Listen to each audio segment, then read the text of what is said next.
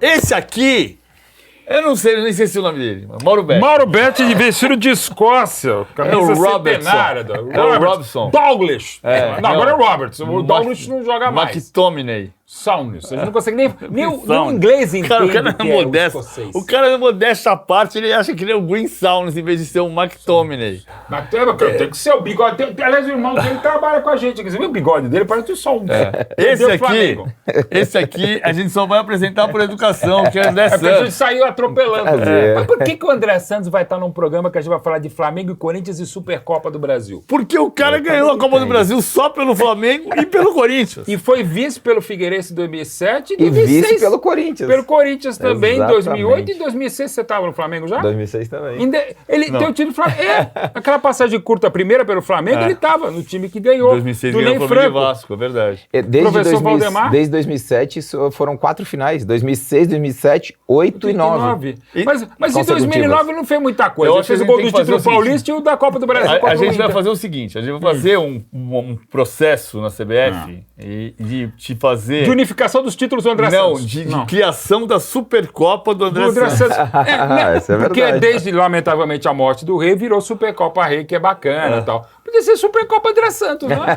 Porque não tinha Supercopa, senão você teria... Você reparou que nas últimas 2 Supercopas, 24, o São Paulo, campeão da Copa do Brasil, venceu o Palmeiras, campeão brasileiro. Nos pênaltis. E 25... Foi o Flamengo, campeão da Copa do Brasil, que ganhou do Botafogo, campeão brasileiro. O campeão da Copa do Brasil tem vencido a Supercopa. Logo, parabéns. Muito obrigado, campeão da Supercopa. Exato. Porque brasileiro...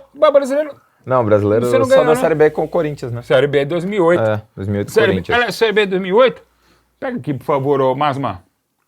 Você não vai saber que jogo foi esse. Mas quem é esse cara aqui, é o 27? 27, André Santos. Essa camisa preta... Ali, você Copa do Brasil? Não, foi Série B. Série B? E você tem que saber porque a cidade você conhece bem. Contra quem foi o time da cidade. Tô dizendo que foi lá o jogo, mas é o time da cidade. Essa camisa é do queridíssimo Cássio Brandão, maior colecionador de camisas do mundo, do Guinness, nosso parceiro. Uau. Que é a camisa do André Santos, Corinthians e Avaí. Floripa. De Floripa. Não é da terra é a terra do Figueirense, onde você... Começou e terminou a carreira, né, André? E essa aqui é de jogo mesmo, tá? É verdade. Corinthians e Avaí do homem aqui. Por que 27, André Santos? Na verdade, quando eu cheguei ao Corinthians, todos os atletas já tinham um número definido e fixo, né? Então eu poderia escolher. Tá. E como eu sempre joguei na lateral esquerda, na verdade eu comecei de meio campo no Figueirense, só que depois eu passei para a lateral esquerda. E aí quando eu vim pro Corinthians, a lateral esquerda era número 6, só que já tinha o 6. Então eu me identifiquei com 27. E, na verdade, na época, no futebol, ninguém jogava com a 27. Lembra quem era você? Marcelo Oliveira? Marcelo Oliveira, exatamente. Quase ninguém jogava com a 27 no futebol. E eu comecei a jogar, e eu comecei a destacar, foi bem, daí depois eu lembro que o próximo 27 que teve mais destaque foi o Léo Lima no Palmeiras. Aí ele começou a pegar 27 também, aí depois, foi uma... A 27 foi ali, foi um número... Eu até, inclusive, hoje eu tenho uma tatuagem com o número 27, mas me deu muita sorte. Foi o número que me levou para a seleção brasileira, foi o número onde eu me destaquei na minha passagem pelo Corinthians, então foi ótimo ali. Aqui tem um 27 Bidon. Bidon. Que joga muito também, velho. Só que fundamental para ganhar. Só que não tá mais jogando com a 27, né? Tá jogando com a 7. Isso aqui a gente agradece também os botões que vamos falar já de Flamengo e do Corinthians. É o Luciano do Bar dos Botões aqui na Pompeia, que ele fez esse maravilhoso Flamengo, só que ele fez o Palmeiras. Ele falou, sabe o que é Mauro Betti BVC? Eu falei, não, cara, final do Supercopa. Ele falou, pra mim toda hora é Palmeiras e Flamengo. Vai ser Flamengo e Corinthians. Que já decidiram uma Supercopa, né, o PVC? A primeira. Ele tem uma história incrível da história da Supercopa, porque a primeira Supercopa, não sei se você... A segunda, né, na verdade, porque a primeira em um jogo só. Que o Vasco e o Grêmio ganhou do Vasco, né? Que era o campeão da Copa do Brasil, campeão do Brasil. 90, a Supercopa valia para 2 torneios. O jogo valia para Libertadores e valia para Supercopa. Só isso. E o Grêmio foi campeão. Isso. O Grêmio campeão da Copa do Brasil ganhou a Supercopa. Aí em 91, o Corinthians do Neto, campeão brasileiro, enfrentou o Flamengo, campeão da Copa do Brasil de 90. Bom, isso foi em 90, tá? Vamos chegar lá. Aí tô fazendo um jogo na Band, campeonato Supercopa da Espanha e tal. Aí o Neto, numa hora determinada narração, o Éder Luiz narrando, eu e o Neto comentando, o Neto veio, pô, legal esse negócio de Supercopa, nesse 2005. Legal o Supercopa. Podia ter no Brasil, né? Boa ideia, fazer o Campeonato da Copa do Brasil e o Campeonato Brasileiro. Eu falei, então, Neto, isso no ar, né? Já teve. É mesmo, mas já teve 2 vezes, é? Mas quando foi a última vez? Foi em 91. Aí ele, 91, quem que jogou? Corinthians e Flamengo. Ué, 91 tava no Corinthians. Você não lembra desse jogo? Eu falei, não. Quanto foi o jogo? Eu falei, 1-0. Quem fez o gol? Ele falou, lembrei, eu tava machucado. Não, o gol foi seu. O gol foi seu. Chovia cantas, foi 27 de janeiro. Ele foi o dia da eleição. Se bobear, cara, acho que tinha tipo 3, 4 mil tava pessoas. lá. Tinha quase ninguém PVC, Eu só tava o PVC pra estar lá. E o Neto que não lembra, fez o gol, não lembra que fez. Se tivesse Supercopa na época que você ganhou Copa do Brasil 2009 pelo Corinthians, Copa do Brasil 2013 pelo Flamengo. Não, se você ia achar um estorvo, você ia achar demais. Era mais jogo ainda pro calendário? Não, eu acredito que não, porque, pô, eu acho que é bacana, né? Porque você joga 2 competições diferentes, dois grandes times que ganham títulos, e você disputar, 2 competições aqui no Brasil de suma importância, eu acharia legal, independente, porque é só um jogo, é um jogo festivo, digo festivo para a cidade, porque eles escolheram, um exemplo, Brasília, que vai ser o jogo agora. É oportunidade para outros torcedores do Brasil inteiro assistirem o Flamengo e Corinthians, que é diferente do eixo Rio e São Paulo. Então acho que é muito bacana, um jogo só para começar, para brilhantar. Eu acho que é o começo da temporada, né? Então vamos fazer uma Supercopa diferente. Bora. Fazer uma Supercopa aqui. Depois a gente vai montar aqui no botão. Mas primeiro vamos fazer uma Supercopa diferente. Certo. Corinthians de 2009 contra Flamengo de 2013. Boa. Ó, 2 baita times tirando a lateral esquerda. Porque a lateral esquerda não tem como, né? Não, Ia ter que colocar a reserva. Felipe contra Felipe. Felipe de 2009 do Corinthians contra Felipe de 2013 do Flamengo. Poxa, eu vou... É difícil, hein? Vai ganhar o Felipe. O que o Felipe catou nas finais de 2009, velho, pelo Corinthians. Ele pegou muito. Porque eu achava o Flamengo favorito contra o Atlético Paranaense em 2013, tá? Sim. Mas eu achava o Inter do Tite favorito contra o Corinthians. E deu Corinthians, 2-0 no Pacaembu e 2-2. Não, 2-2 não, porque, aliás... Foi 2-2. Mas você sabe interessante... Primeiro gol, no Beira-Rio, gol de cabeça do Jorge Henrique. Um anão, faz o gol, cruzamento da esquerda lá. E aí o Inter tinha que fazer 4 gols, né? Porque tinha perdido 2-0 e ainda tem o gol qualificado. Sabe que minuto saiu o gol 2-0? Aliás, você lembra como é que foi o gol? Lembro, eu lembro uma jogada que o Ronaldo ainda pegou a bola no meio, ele deu um passe, deu um drible de corpo e me colocou na cara do gol, assim. E aí o que você fez? E eu chutei cruzado. Venceu o Lauro. Sabe quando foi esse gol? 27. Minuto 27? Minutos e 59 segundos, cara. Nossa. Você fez o 27, e aí o Inter tinha ganhado de 5-2. Aí acabou o jogo. E ali encerrou. Ali o Ronaldo perdeu um gol que você jogou, você ruim, o Finazzi teria feito, cara. Ele jogou na mão do Lauro sozinho. Mas o Ronaldo, eu não joguei o primeiro jogo no Pacaembu, que eu tava na seleção da Copa das Confederações, mas os 2 primeiros foram um gol do Ronaldo, não foi? Foi, acabou com o jogo. O jogo colocou, eu lembro aquela... Deixou o índio no chão. Então, eu achava que o Mauro falou que achava que o Inter era favorito. Eu achava que o Corinthians era favorito porque tinha uma conspiração conspiração tipo dos deuses. O time acertou. Não, eu tava muito encaixado, professor. Eu acho que naquele ano que o Corinthians...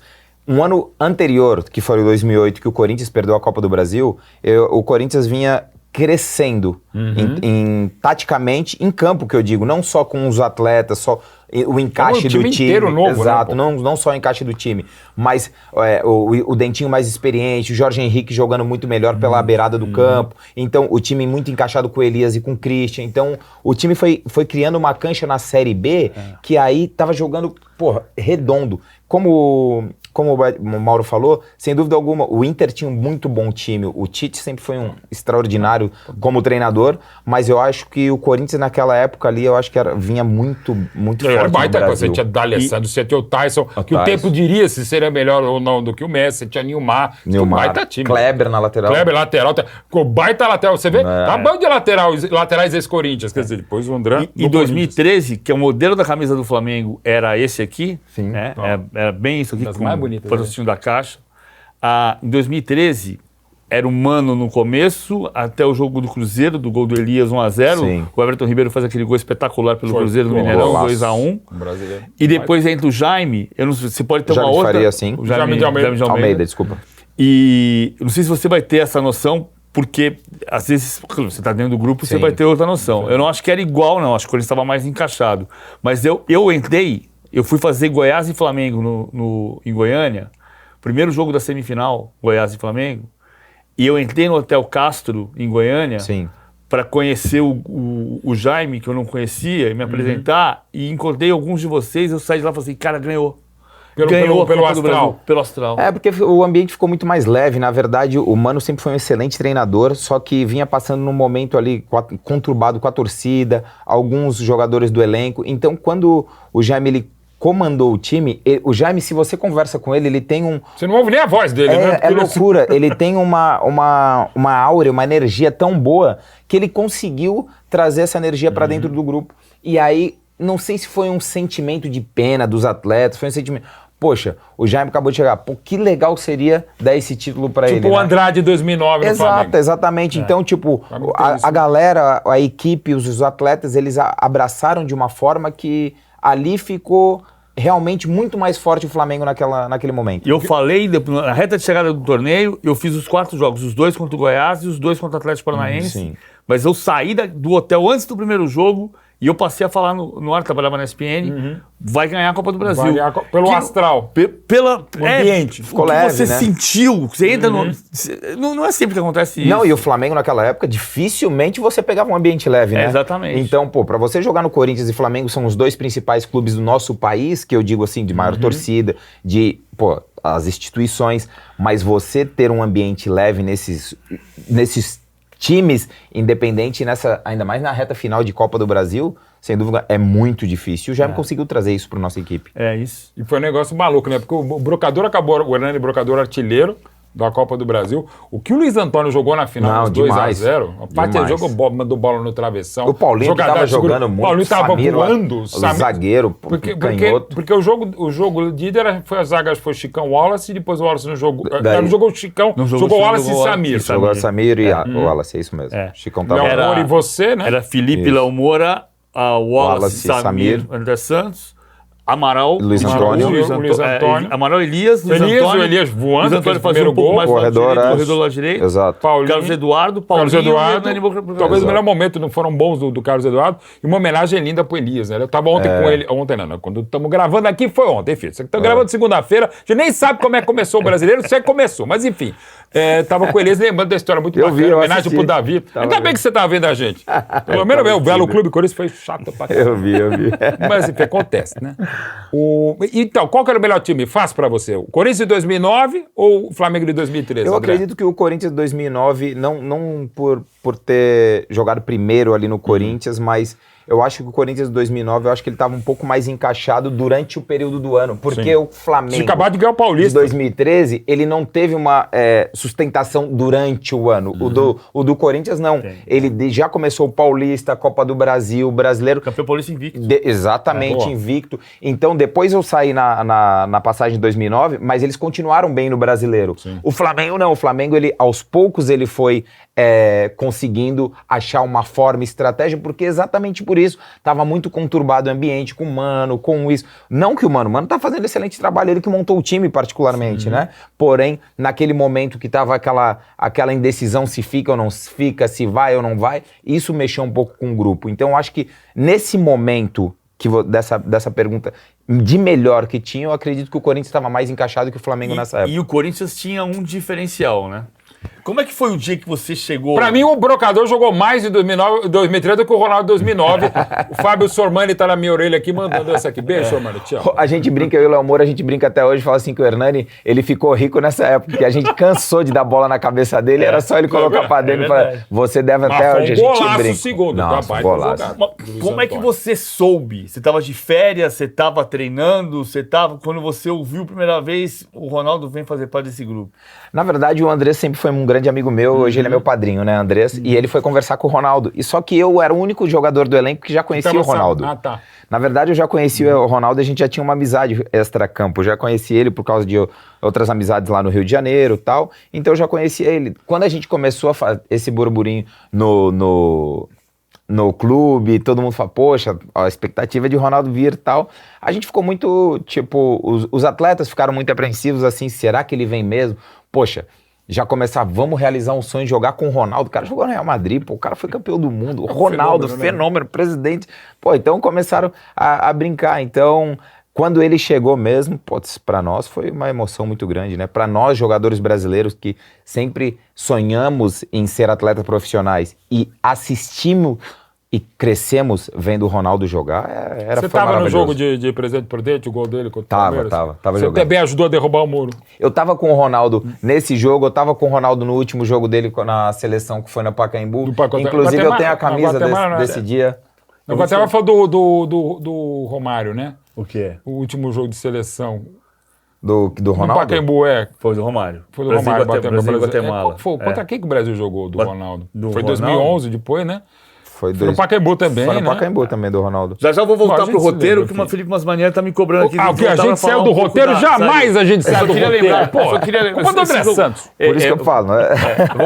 Vou voltar pro roteiro já, mas eu queria só te contar uma história pra ver se você compartilha dessa sensação que eu tenho daquele jogo de 8 de março, seu aniversário. Certo. Em Presidente Prudente, que foi o jogo da queda do Alambrado. Sim. Cara, eu fiz aquele jogo e eu passei o final de semana inteiro em Presidente Prudente e não aqui tinha, do lado? Não tinha um sopro. Não fazia assim, ó.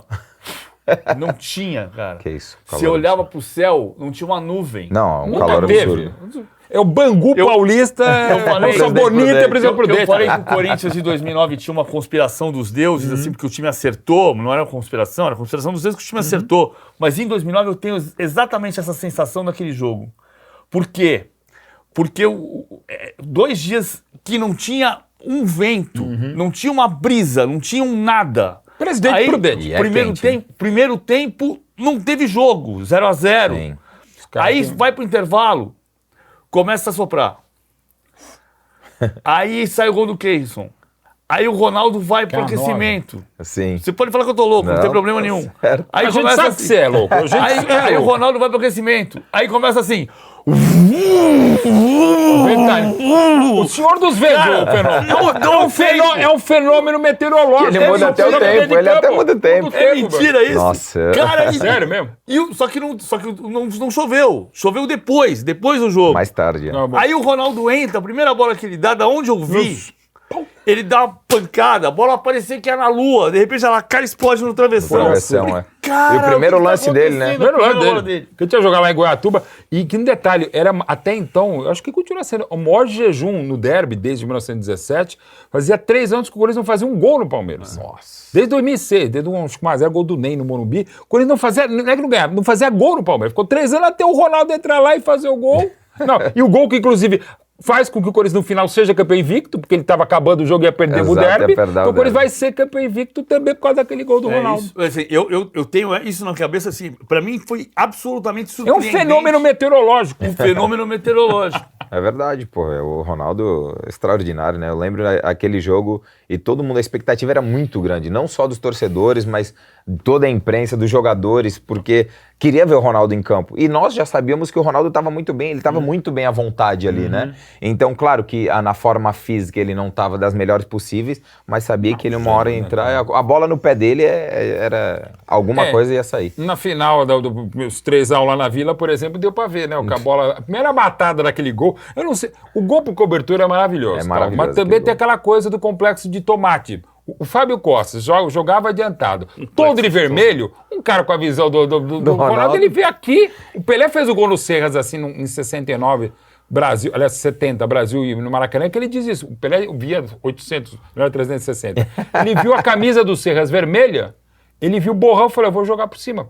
O Valdano, Burro Chaga, disse que na final da Copa de 86 ele faz o gol também dos 3-2, que ele estava morto, cansado, uma altitude, jogo, hora do almoço e tal. Ele vai caminhando, o que ele viu? Ele viu um goleiro amarelo, que era um borrão, que era o Schumacher. Ele falou, eu vou em direção àquele borrão amarelo.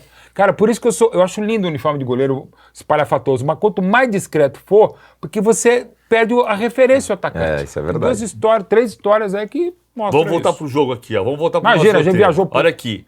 Pra gente mostrar a história de Corinthians e Flamengo, 157 jogos, 66 Quanto foi o vitórias do primeiro, Flamengo. PVC, você sabe? Eu não peguei o primeiro. 35 empates, 56 vitórias do Corinthians. Vive umas manhãs tá separando ali o primeiro. Já a gente Ele estava lá presente também. Flamengo. 66 do Flamengo. Contra 57 do Corinthians. 56 do Corinthians. 57 já ganhou o jogo domingo? Tá contando. Ganhou quem? Bom, lembrando que você é de Interlagos, né? Zona Sul de São Paulo. Exato. Ok. A gente é um fenômeno meteorológico. Empate é pênalti? Empate é pênalti. Aliás, é o que mais tem... Bom, lembra? Foi 22, né? Não, 21, o Flamengo... Não, 22. Foi 22. 8-7. Nossa. O Flamengo chutou na trave. Teve 8-7, teve o 6-5 também em Brasília, foi aquele jogaço Flamengo e Palmeiras, e teve um 4-3 que parece placar de pênaltis, mas foi aquele de 22, né? Palmeiras e Flamengo 4-3 em Brasília. É sempre o festival de gols, ou de pênaltis, ou bola rolando, que foi aquele 4-3, e o último foi Flamengo 3, Botafogo 1. A última Supercopa. Apesar desse retrospecto do Flamengo ser mais apertado, 10 vitórias de diferença, nos últimos 7 anos, de 2019 para cá, 14 vitórias do Flamengo e 3. 14-3? 14-3. O Flamengo, aliás, é o único time na Neoquímica Arena que tem mais vitórias do que o Corinthians, né? O Flamengo na Neoquímica Arena tem, desde 2014, tem mais vitórias que o Corinthians. E algumas pauladas, que acho que foi 5-1, né? Teve um 5-1. Sim, teve um 5-1 Flamengo contra o Corinthians. E teve o 4-1 que derrubou o Carille em 2019, só que no Maracanã. E teve mas nos confrontos diretos, por exemplo, teve aquele que o Flamengo encaminha pela Libertadores, que vai ganhar em 2022, show do Arrascaeta. Nossa, também o Flamengo começa vencendo na Neoquímica Arena.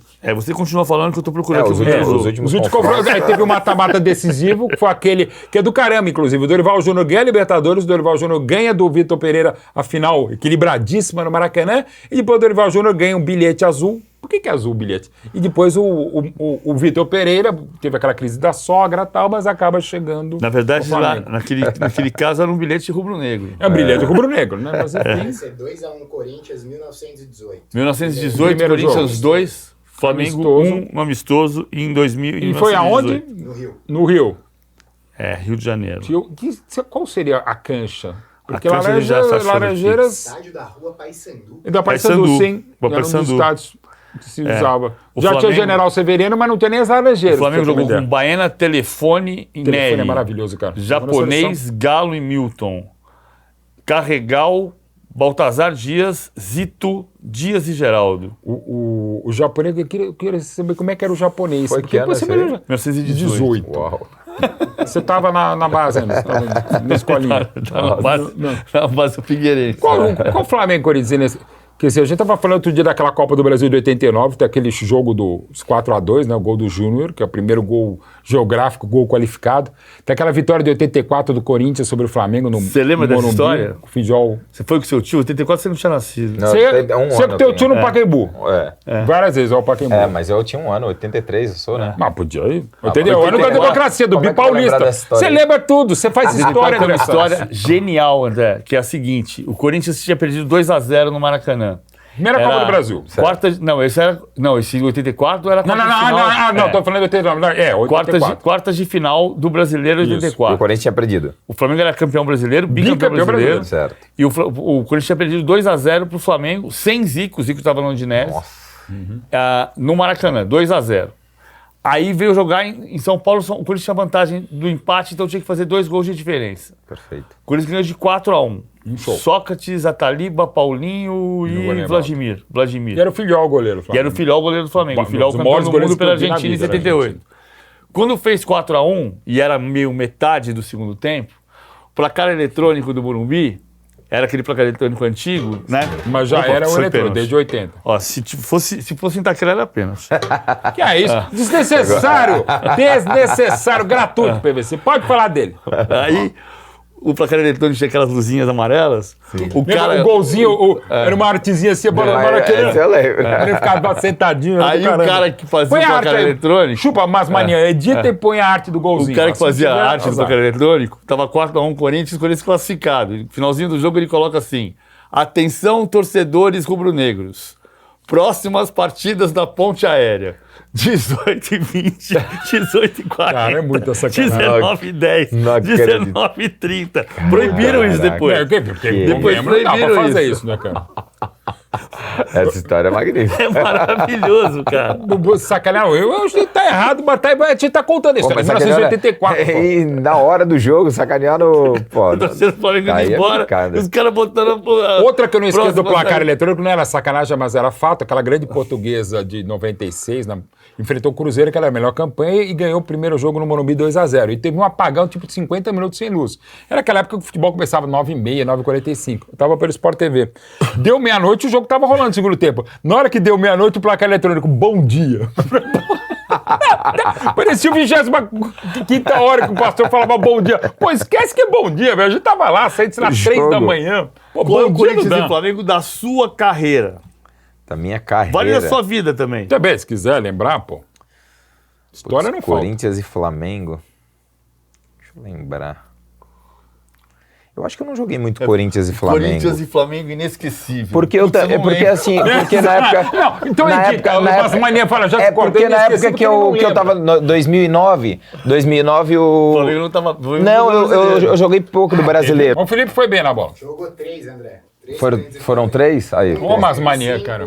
Um 2005? Pelo Flamengo, né? E um em 2014. Você só jogou pelo Flamengo contra o Corinthians? Só joguei pelo Flamengo, né? Que traíra. Não joguei nenhuma. Sabia, porque pelo Corinthians eu não tinha jogado contra o Flamengo. 2005. Um pouco de 2013. Vamos mais, hein? Corinthians protagonista. É verdade. Isso é verdade. Porque eu pego sempre aquele exemplo do Marcelo Moreno, que estava no grupo depois do Flamengo, que ele tava aquela coisa que o Palmeiras fez aquela troca 5-2 da negociação do Barcos, no começo de 2013, foi pro Grêmio. O pai do Marcelo Moreno falou, tinha interesse do Flamengo e do Palmeiras, ele falou: meu filho não vai jogar nesses times falidos de Flamengo e Palmeiras. Não que ele não tivesse razão. Mas é o homem de visão da década, porque me parece que nos últimos anos os falidos viraram e lamentavelmente o Corinthians, que tinha acabado de ser bicampeão do mundo, né? Contrata o Alexandre Pato, inclusive, 40 milhões de reais e tal. E aí o Bandeira de Melo chega ao Flamengo, você pegou o início da gestão, Paulo Nobre ao Palmeiras, e vira a chave. E o Corinthians era o exemplo a ser seguido, como falou o PVC, tinha um monte de gente do Corinthians no elenco do Flamengo, campeão da Copa do Brasil. E sem dúvida, eu acho que tudo isso vinha da administração, que o Corinthians estava, realmente ele estava muito bem montado, estava fazendo uma excelente campanha com o Andrés como presidente. Eu acho que ressaltou bastante na contratação do Ronaldo, que sem dúvida alguma deu uma outra visibilidade, não só para o Corinthians, mas sim para a instituição em si. E quando eu chego no Flamengo 2013, realmente o Flamengo sempre... Pô, eu lembro conversas com o Zico, depois que eu fui jogar na Índia, depois de 2013 com o Zico, muitas vezes a gente conversava com o Zico sobre isso, porque o Flamengo é uma potência absurda do futebol mundial. Então, a torcida, tudo que o Flamengo agrega hoje é o que o Zico falava lá atrás. Eu acho que só falta organização no Flamengo. Só faltava isso, porque o Flamengo é o que sempre tinha mais torcida, é o clube que vendia mais camisa. Então, a partir do momento que em 2013 o Bandeira ele começou a organizar o background por trás, eu acho que o Flamengo começou a melhorar, não só financeiramente, porque financeiramente tinha dívidas e sempre aquilo. O atleta ele queria ir para o Flamengo pela paixão, mas já não queria ir pelo salário, porque atrasava 3 meses, pô, o salário lá era 90 dias. Pô, como que eu vou lá para um Flamengo para receber em 90 dias? Então, o medo dos atletas que realmente rodavam e tinham um sonho de jogar no Flamengo, sempre se esbarravam nisso. Muitos atletas deixaram de vir para o Flamengo por causa disso, da organização. E aí, quando começaram a organizar, ganhamos o Campeonato Carioca, tudo ajuda no campo, né? Quando você tem uma administração boa e competente por trás, o resultado de campo ele ajuda muito. E eu acho que isso é um dos principais. Mas nesse cenário, quando você foi convidado para ir pro Corinthians, tinha sido rebaixado, você ia fazer parte do mas eu vinha do Figueirense. Mas eu vinha do Figueirense. E no Flamengo? Que você falou assim, um monte de gente não queria. Isso era meu, pessoal. Você tinha acabado, era pessoal porque... Sim, não, mas era uma coisa pessoal minha, porque quando eu joguei a primeira vez no Flamengo, eu fui em 2000, eu saí do Figueirense em 2004 e fui pro Flamengo. Só que eu era muito jovem, eu comecei no Figueirense, poxa, eu subi da base pro Figueirense e pum, já vim pro Flamengo. Eu, nem até minha cabeça começar a digerir que eu tava de Florianópolis, uma cidade desse tamanho, pro Rio de Janeiro, Flamengo, uma das principais torcidas do mundo. Então, eu era um garoto, eu era jovem. Então, pra mim, foi uma decisão que foi sensacional, era um sonho de criança, mas até a minha adaptação para você chegar no Flamengo era totalmente diferente. E aí era mais bagunçado ainda que 2013, porque eu fiquei 2005 no Flamengo, eu peguei 13 treinadores. 13 treinadores. É loucura. É Celso Rotti, Cuca, Joel, Valdemar Lemos, Ney Franco. O Valdemar, o que você falou do Flamengo? O Ney Franco é eliminado da semifinal. Osvaldo, o que jogou no Flamengo depois volante, o Andrade. É um absurdo. Fácil dizer que você não pegou, né? Então, tipo assim, ó, não tinha como. Então, realmente estava muito mais bagunçado. Então, como eu não tinha jogado também, eu estava muito no banco, eu não tive regularidade no Flamengo, então era um sonho próprio meu mostrar que você mostrar que, tipo assim, eu quero jogar no Flamengo, mas eu quero ganhar um título jogando, eu quero jogar no Flamengo. Então, quando eu vim quando o Luxemburgo me trouxe do Arsenal pro Grêmio, e eu ia voltar ainda pro Arsenal, que eu tinha mais 3 anos de contrato, aí realmente o Flamengo me ligou e falou assim, ó, nós queremos te contratar e tem a possibilidade de você vir. Então foi uma decisão minha. Falei, então, não vou voltar pro Arsenal, que eles já tinham contratado o Monreal, lateral esquerdo da seleção. Sim. Eu não ia jogar, eu falei, eu vou ficar no Flamengo, que lá eu vou chegar, vou jogar e vou provar pra mim que eu quero estar na história dos 2 maiores clubes do... E graças a Deus. Tá mesmo. Falando de lateral, jogou no Figueirense também, mas jogava de ponta direita. Como é que foi não estar na Copa do Mundo e ver o Michel Bastos? Criando um momento aquele Léo Dias, também jogou no Figueirense, na lateral esquerda, na Copa da África do Sul em 2010. Você tinha ganhado Copa das Confederações, jogado muito bem. Como é que foi? Como é que é não ir para uma Copa do Mundo? Não ir para uma Copa, eu vou te falar que eu não tenho inimigo no futebol. Eu sou realmente muito grato pela minha carreira, grandes títulos, grandes clubes, aprendi muito com o futebol, sou muito grato e realmente fiquei triste com o Dunga por não ter ido na Copa do Mundo de 2010, né? Porque eu joguei a Copa das Confederações e classifiquei o Brasil também, joguei praticamente quase todos os jogos das eliminatórias. Então, na convocação final, ele me chama o Michel Bastos e me chama o Gilberto, que estava jogando de meia no Cruzeiro. Os dois não jogaram de lateral? Então, acho que eu nunca vi na história das Copas. Na verdade, eles nem jogaram. Quem jogou foi eu, foi o Felipe, foi o Kleber, foi o Marcelo. E na verdade, eu sempre jogava de titular, sempre todos os outros que iam estavam no banco. E eu estava mantendo uma regularidade. Eu acabei não indo para a Copa, realmente foi o momento mais triste assim da minha carreira, mas eu tenho zero mágoa do Dunga, já encontrei ele depois. Não tive a oportunidade de perguntar para ele a respeito disso, mas... Até porque a gente tem medo do Dunga. Eu nem pergunto pro Dunga. Eu discordei dos 23 que ele convocou, discordei de 13. Tá? Eu até confesso que eu acho que pensei no Marcelo, não lembro quem que era. Mas eu não teria levado. Gosto muito do Gilberto, gosto demais do Michel Bastos, mas não para ser lateral. Sim. E me parecia em 2010 que não estava legal. Né? Aliás, você depois, quando você volta para a seleção com o Mano, você joga a Copa América, você já não joga jogos complicados com a Alemanha e França, eu acho que você já não jogou no mesmo nível. Não, já não estava. Opinião. Não estava. Você não estava no mesmo nível que você teve antes. Concordo. Teve problemas, você teve um jogo contra a França, o Nenê jogou muito em cima de você. E ainda na França e também na Alemanha, onde eu perco a bola, que o Podolski acaba fazendo gol. Você falha no gols. Só que não era pra eu ser convocado naquela época, porque eu saio de férias, e o Mano me liga. André, vou te convocar. Eu falei, poxa, mas eu fiz nem pré-temporada, tô de férias, tava no México ainda, tava em Cancún, se eu não me engano. Aí eu falei, porra, mas como é que você vai negar a seleção brasileira? Não tem como. Eu vou do jeito que dá, mas quando você acha que você ainda consegue sem você treinar, e os caras num alto nível absurdo, e eu acabo entregando uma bola que eu saio assim, uma falha minha. Mas depois desse jogo não fui mais convocado. Depois ainda 3-2. Ainda teve a Copa América lá na Argentina, né? O Brasil bateu bem os pênaltis, né? Você também fez uma boa cobrança, com todo respeito, mas já desrespeitando aqui.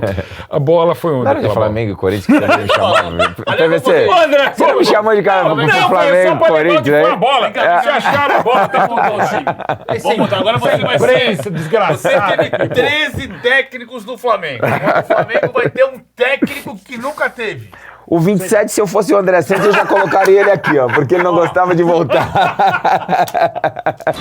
Eu vou dar uma prévia do jogo, do time provável dessa Supercopa. E depois a gente vai cornetando e você vai cornetando e você vai montando o seu time. Se monta o Corinthians, eu monto o Flamengo e depois a gente monta os encaixes aqui. Quem é o goleiro do Corinthians, não? Porra, eu quero o goleiro do Flamengo também, Hugo Souza, goleiraço. Hugo Souza. Goleiro de seleção, inclusive. Se colocar ele pra Copa agora? Como terceiro? Fácil. Fato, inclusive. Ele tem que estar na Copa. Acho que vai estar, né? Mateuzinho, André Ramalho, Gustavo Henrique e Matheus Bidu. Esse Flamengo. Pode ser que jogue campeão paulista, mas vamos nessa. André Ramalho, Gustavo Henrique. Ranieri. Se não jogar Garro e Memphis, que são dúvidas para começar jogando, Ranieri, ele tá jogando Bidon, Carrilho, André Luiz, Matheus Pereira. Que saldo. Yuri Alberto aqui. Mas você pode botar o Memphis e o Garro aí. Eu colocaria o Garro junto com o Bidon. Eu colocaria o Bidon para jogar junto com o Garro e deixaria o Ranieri na contenção. E ainda colocaria ainda o Carrilho. O Carrilho? Matheus? O Carrilho. Aqui tá o Matheus Pereira em teoria, mas assim, eu tinha montado assim: Bidon, Carrilho, André Luiz e Matheus Pereira. Mas assim, o Garro e o Memphis estão pedindo passagem, né? Porque assim. Pode fazer um Lozano. Mas eu não sei se o Memphis ele já joga, será? Eu acho que não começa. Eu acho que eu também não começaria com banco, ele. né? Eu colocaria ele no banco, então, para entrar depois. E eu faria assim também. Eu deixaria no Losango e colocaria o Matheus Bidon aqui junto com o Yuri Alberto e o Matheus, menino? O Matheus Pereira. Pode ser o Guinegão. Veio do Fortaleza. Foi base violinha, né? Eu não sei se o Guinegão ele jogaria com o Guinegão e o Yuri Alberto. Colocou ontem no jogo do Velo Clube, mas era outro jogo, era outro momento para tentar fazer o gol, né? O Flamengo provável, com a ajuda também da queridíssima companheira minha de TNT, Monique Danello, que mandou um beijo para vocês também. Flamengo vai vai. Provavelmente a gente tá gravando antes de quarta-feira, torcer para ninguém se lesione, não ter pré-temporada, esse é absurdo. Mas vamos lá. Rossi, Varela, Léo Ortiz, falhou feio no jogo contra o Fluminense, mas o que ele errou de passe, acho que ele não errou na vida, o Léo Ortiz, naquele jogo. Né? Os Léos, né? E o Alexandre na lateral esquerda. Aí o Pulgar, Jorginho tá voltando, a princípio tá legal. Carrascal, mas podia ser Luiz Araújo, mas deve ser Carrascal. Esse monstro sagrado, para mim, o maior estrangeiro da história do Flamengo e o segundo maior estrangeiro que eu vi na vida, que é o Arrascaeta. Deve começar com o Samulino, eu começaria com o Cebolinha. O Cebolinha acabou muito bem a temporada e voltou muito bem, mas eu entendo, recomposição e tal. E na frente o monstro do Pedro é o provável Flamengo para domingo em Brasília. Você acha que lá ele vai jogar com? O Carrascal. Carrascal, O Luiz Araújo tem sempre entrado bem, mas o Carrascal compõe, né? Volta. Mas o Felipe também, ele opta por, muitas vezes, pelo...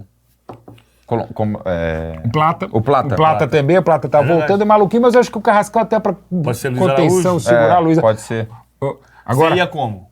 De qualquer jeito tá bom? O Flamengo tem 2 times. Tem 3 times. Uma coisa que tá acontecendo que eu tenho visto, mas eu acho difícil ele tirar o Carrascal também. Eu acho que o Carrascal começa também. O Jorginho voltando. O que eu tenho visto acontecendo muito, e acontece com o Corinthians, acontece com o Flamengo, e acontece com outros times fora do Brasil também, o time, quando ataca, ele defende nesse 4-2-3-1, 4-4-2, a Arrascaeta mais solto. O Arrascaeta com peso, né? Fica uns... Mas quando ele sobe, o Carrascal vem por dentro, o Arrascaeta vem na meia, o Pedro vem de centroavante, quem dá largura pro campo pela direita é o Varela e pela esquerda o Samuel Lino e o Cebolinha. Porque eles dão muita contenção por trás, né? O Pulgar e o Jorginho, né? E aí você faz um 3-2-5, quase um WM do passado. E na verdade a estratégia do Felipe é muito boa, porque você pode notar todas as bolas que o Flamengo perde, ele já perde e pressiona no campo adversário. E todas as pressões é quem tá próximo da bola. Se é o Pedro, o Arrascaeta, ele já pressiona no campo adversário. Dificilmente, se eles não conseguirem sair e eles retornam para essa marcação meio campo, 4. Se eles nos encaixam ou se eles não retomam a bola em 3, 4, no primeiro eles retomam. E eles fazem muito bem isso, muito bem. Sabe coisa, estamos falando aqui do Michel Barça, falando do André Santos. Tem um outro lateral que veio do Figueirense, tem bem bom de bola, o tal de Felipe Luiz. O que acontece naquela água, naquela cidade maravilhosa lá, cara? Incrível, né? Que coisa, saíram muitos laterais lá e também passaram outros laterais muito bons lá. O Triguinho chegou no Figueirense e ele chegou no Figueirense de atacante, depois virou lateral esquerdo. Virou lateral esquerdo e depois foi vendido pro Santos de lateral esquerdo. O Juninho que veio jogar no Palmeiras. Juninho do Palmeiras, lateral esquerdo, bom momento. O Lucas depois veio pro Palmeiras. Ele fez um bom campeonato em 2011. Ele foi, corretamente. Ele jogou 638 partidas horrorosas. O Figueirense sempre formou bons laterais. O Lucas também jogou no Palmeiras. Sim, o Lucas era bom lateral direito também. Exatamente, muito bom jogador. E o Juninho também daquelas coisas de fase, né? Em 2014, um derby no Pacaembu, naquele time horroroso do Palmeiras. Tem uma expressão técnica agora, quando o cara recebe o cartão amarelo, quando ele impede um ataque promissor. Aquele time do Palmeiras jamais tinha um ataque promissor. Todo ataque do adversário era promissor. Batia o tiro e mete, se não saia gol, como o Palmeiras estava feliz. Mas o Juninho, coitado, no final do jogo, Zidanilo, monstro sagrado, chuta a bola pra fora, a bola bate no Juninho, caído, encobre o goleiro e sai gol do Corinthians. Cara, tudo dava errado com o Juninho, velho. Pra gente encaminhar, que a gente vai terminando, olha só, vamos fazer aqui, ó. Eu tô montando como se fosse o time de 2009 e o time de 2013. Você já falou que o Corinthians 2009 era melhor. Concordo. E tinha diferenciais, o Ronaldo e André Santos. O pau a pau aqui, Ronaldo e Hernani Brocador, que foi artilheiro do Flamengo 2013 da Copa do Brasil. Tem que respeitar. Tem que respeitar o homem. Era isso, 4-2-3-1, era diferente? Como é que era o teu posicionamento? Você vinha da lateral pra dentro, entrando na diagonal? Na verdade, era mais ou menos assim, 4-2-3-1, e eu tinha muito mais liberdade pra atacar do que o Alessandro, porque o Alessandro sempre foi um lateral que ficou mais, então eles espaçavam um pouco mais o campo, que ele me cobria lá, e quando não dava tempo, vinha um lateral e ele vinha por dentro, o Alessandro também voltava como zagueiro. E muitas vezes eu atacava e voltava por fora. Por isso que o Jorge Henrique me ajudava na lateral toda lá. E por isso que muitos jogos no Corinthians eu acabei fazendo muitos gols, porque realmente eu vinha sustentar bastante o ataque.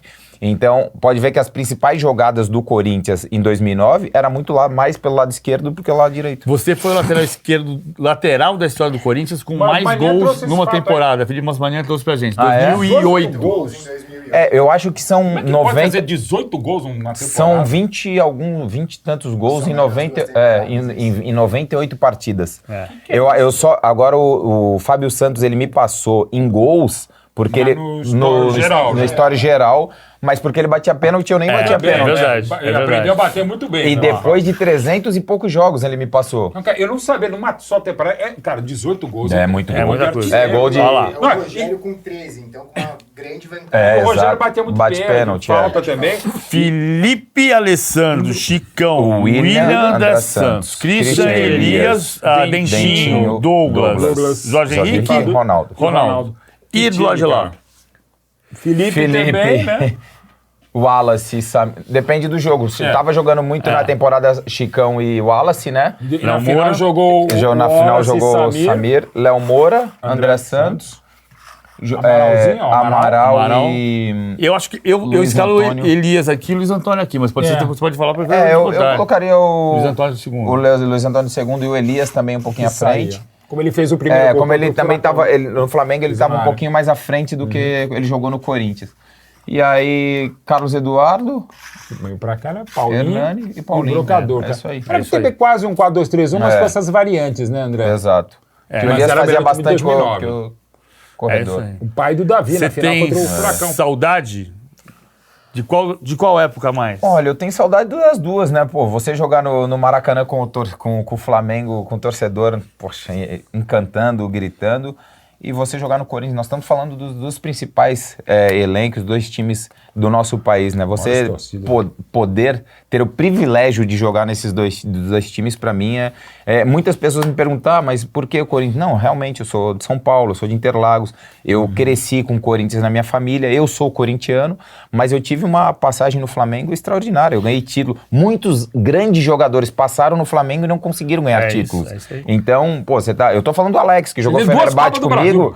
O Alex teve foi craque, o Alex joga... O Alex tem estátua no Fenerbahçe, e ele não conseguiu, talvez, desenvolver um futebol tanto quanto ele no Palmeiras, quanto no Fenerbahçe, quanto na seleção brasileira, no Cruzeiro, exatamente. Então é difícil você jogar manter André, esses dois clubes. O Rivelino, que é o Rivelino, para mim, o maior jogador da história, não tem um título, tem o Torneio do Povo de 71, cara. O Bruno Otávio tem 2 brasileiros, também com todo respeito, mas já desrespeitando. Agora, para não te colocar qual que é a torcida mais impressionante, vamos colocar o jogo de cenários, PVC. O time tá perdendo, é mais fácil o time recuperar-se na Neoquímica Arena ou no Maracanã? Entenda, o Corinthians está perdendo, o Flamengo está perdendo, você jogando pelos dois.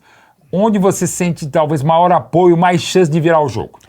Eu acredito no Corinthians, por quê? Não por ser menor, mas pela a torcida ela ficar um pouco mais próxima do do campo, e também a torcida do Corinthians, ela é diferente do Flamengo. Se a do Flamengo tá pegando no teu pé, ela já tá vaiando você desde o começo do jogo. Isso é verdade. A do Corinthians não, do Corinthians eles vão te assistir e eles vão te incentivar até os 98 se o árbitro pode botar fogo no CT depois. Os caras vão dar fogo, vai quebrar o carro, vão xingar, vão dar pedrada. Não interessa, mas eles vão apoiar. Bola rolando. Foi o que o Neymar esses dias fez no torcedor do Santos. Ele não falou, pode xingar depois, mas apoia enquanto estiver dentro de campo. E eu concordo plenamente. O atleta lá, sem dúvida alguma, ele tá querendo fazer o melhor dele. Ele não tá lá de sacanagem querendo perder. Ele quer ganhar, pô. Então, tipo assim, se você tem o apoio de fora, Falando em Corinthians e Santa Catarina, não teve um pênalti numa Copa do Brasil que o cara chutou meio de... Aonde? No Corinthians, lá na Copa do Brasil, não? 2006? Foi o Roger? Você não tava. Eu não tava. Foi o Roger. Eu não perguntei isso, rapaz. Você que foi Santa Catarina, foi Floripa, pô. Nós já estamos nos acréscimos, já estamos chegando aos 48. Então, assim, nós vamos... Grande jogo pra você, André. Obrigado. Parabéns pela sua carreira. Obrigado. Que carreira espetacular, campeão da Copa do Brasil no Mal deu Corinthians pra falar de e no Flamengo. Um prazer enorme, muito cara obrigado. legal, Eu que cara. agradeço a vocês, obrigado. Tô com dois caras que eu dispenso comentários, PVC e Mauro Betting, dois caras incríveis do futebol que não só acompanharam a minha carreira, mas são dois monstros do futebol, o cara que entende. E sou muito fã de vocês, do trabalho de vocês. Para mim é um prazer vir aqui falar de duas instituições que são as maiores do nosso país, Corinthians e Flamengo, e que seja um jogo incrível e que, claro, que vence o melhor sempre. Né? A gente é sempre pelo bom futebol. Depende de torcida. Empate 0x0, né? 0x0 também no pênalti. Não, mas ó, o Rossi é um grande catador de pênaltis. O Hugo Souza, então, maravilhoso. é de Cássio. Tem palpite, PVC? O Flamengo vai ganhar 2x1. 2x1? Eu acho 90 minutos da Flamengo. Eu acho que a gente não soube o que aconteceu no meio de semana. Eu acho que como é começo de temporada, vai ser um jogo, assim, atípico.